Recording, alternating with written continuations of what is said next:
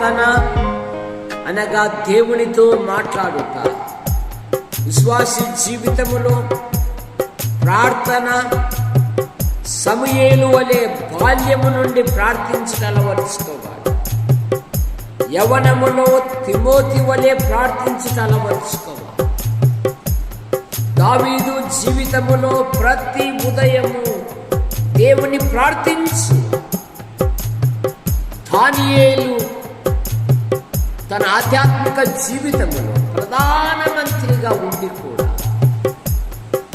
అనుదినము ముమ్మారు దేవునికి ప్రార్థించుట, ఆయనను స్తుతించుట మానలేదు. పౌలు శీల దెబ్బలతో గాయాలతో ఉండినను వారు మధ్యరాత్రి ప్రార్థించుట మానలేదు. అన్న దుఃఖముతో దేవుని సన్నిధికి వచ్చింది, సంతోషభరితురాలై.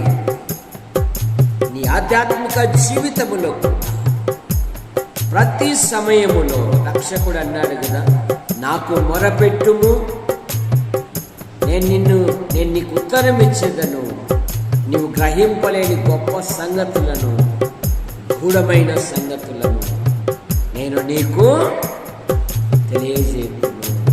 సహోదరు